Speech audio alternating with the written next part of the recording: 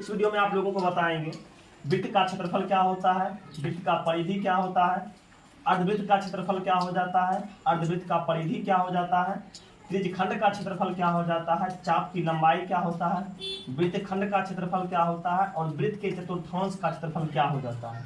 यानी कि ये 8 फॉर्मूला आप लोगों को इस वीडियो में बताएंगे, तो आप लोग वीडियो में अंत तक बने रहिएगा। चलिएगा देखिए, पहला आपसे पूछा जाता है कि वृत्त का क्षेत्रफल, तो आपसे पूछा जाएगा वृत्त का क्षेत्रफल क्या होता है, तो वृत्त का क्षेत्रफल होता है पाई आर स्क्वायर। क्या होता है? पाई आर स्क्वायर। पाई का मान जो है 22/7 रखना है। यदि पाई का मान दिया रहेगा तो उसको रखेंगे, नहीं दिया रहेगा तो पाई का मान क्या रखेंगे? 22/7। पाई का मान क्या रखेंगे? पाई का मान रखेंगे 22/7। पाई का मान 22/7 रखेंगे। आर जो हुआ, आर वृत्त का त्रिज्या हो गया। आर क्या हो गया? वृत्त का त्रिज्या हो गया। आर क्या हो गया? वृत्त का त्रिज्या हो गया। ठीक है, आगे बढ़िएगा 2 नंबर में, वृत्त का परिधि। वृत्त का परिधि का फॉर्मूला होता है 2 पाई आर। ये क्या हो जाता है? 2 पाई आर। वृत्त का परिधि ये आपका 2 पाई आर हो जाता है।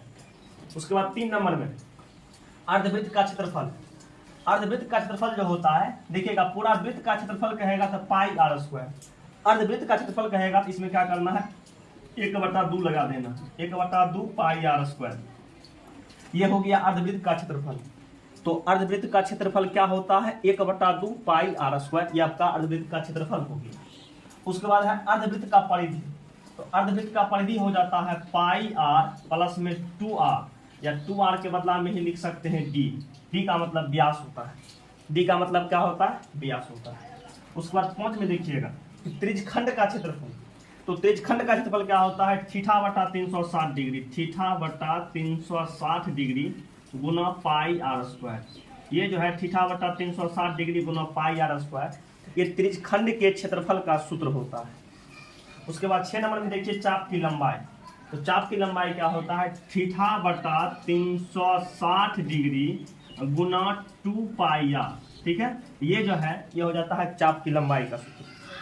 उसके बाद वृत्तखंड का क्षेत्रफल। वृत्तखंड का क्षेत्रफल कहेगा कि आपका होता है r square into pi theta बटा 360 डिग्री माइनस में 1/2 साइन थीटा। ये जो है वृत्तखंड का क्षेत्रफल हो जाता है। ये क्या हो जाता है? वृत्तखंड का क्षेत्रफल। उसके बाद वृत्त के चतुर्थांश का क्षेत्रफल कहेगा, इसमें लगा देना है पहले 1/4 गुना पाई आर स्क्वायर। 1/4 गुना पाई आर स्क्वायर। समझ गए? ये हुआ वृत्त के चतुर्थांश का क्षेत्रफल। चलिएगा आप लोगों को कुछ कंसेप्ट बताते हैं, जिस कंसेप्ट से ये फॉर्मूला को आप लोग एकदम आसानी से याद करके रख सकते हैं। यदि आपसे पूछा जाएगा वृत्त का मतलब वृत्त का क्षेत्रफल, तो वृत्त का क्षेत्रफल कहेगा ये आपका पाई आर स्क्वायर। ये क्या हो जाएगा? पाई आर स्क्वायर। यदि आपसे कहा जाएगा अर्धवृत्त का क्षेत्रफल, तो इसके पहले क्या करना है? 1/2 लगा देना है। तो अर्धवृत्त का क्षेत्रफल हो जाएगा 1/2 pi R square. 1/2 pi R square. यदि आपसे कहेगा चतुर्थांश का क्षेत्रफल या वृत्त के चतुर्थांश का क्षेत्रफल, तो इसमें क्या करना है? 1/4 पाई आर स्क्वायर कर देना। 1/4 पाई आर स्क्वायर कर देना।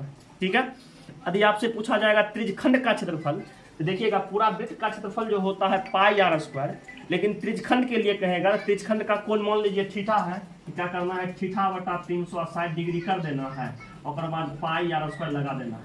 देखिएगा पाई आर स्क्वायर सब में कॉमन आ रहा है। पाई आर स्क्वायर सब में क्या आ रहा है? कॉमन आ रहा है। वृत्त का क्षेत्रफल पाई आर स्क्वायर। अर्धवृत्त का क्षेत्रफल 1/2 पाई आर स्क्वायर। वृत्त के चतुर्थांश का क्षेत्रफल 1/4 पाई आर स्क्वायर। वृत्त के त्रिज्यखंड का क्षेत्रफल θ/360 डिग्री पाई आर स्क्वायर। ठीक है, तो ये सब